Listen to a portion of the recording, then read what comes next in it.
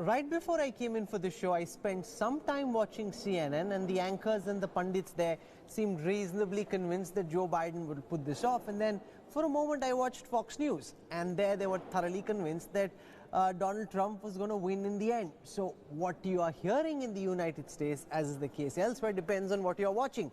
Seema Sirohi joins us.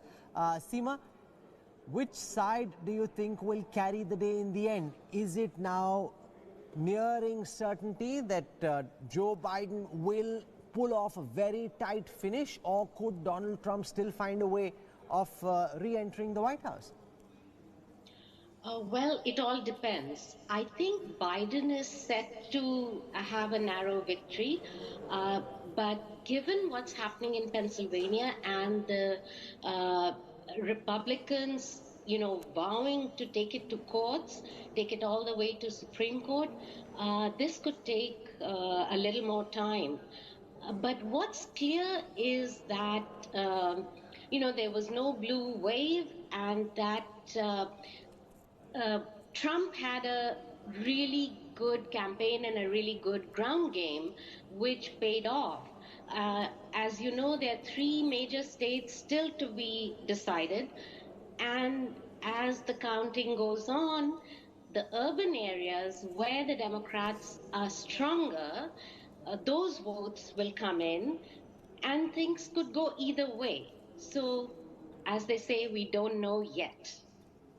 No, but it also demonstrates once again that many in the media, the punditry in the US, got it wrong yet again after 2016, because right ahead of polling, Seema, there were articles in some of the world's top newspapers and magazines that said that Joe Biden was headed for one of the biggest election victories in decades.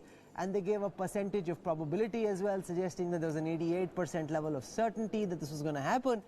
They bungled in 2016, and somehow, despite having so much mango souffle on their face, they found a way of making virtually the same mistakes.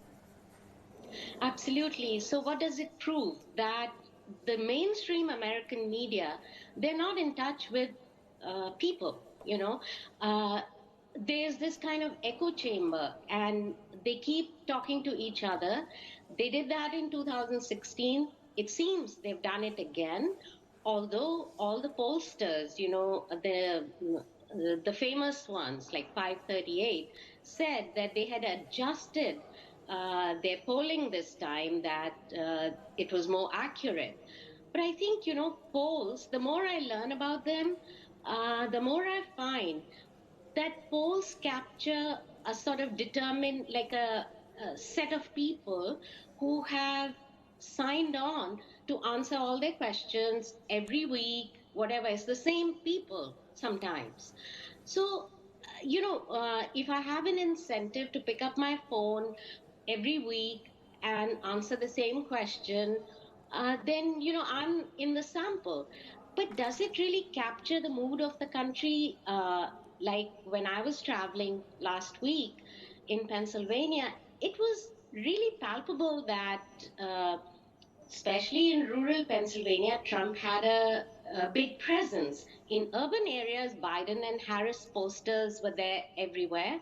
But in rural Pennsylvania, it was like a rural rebellion.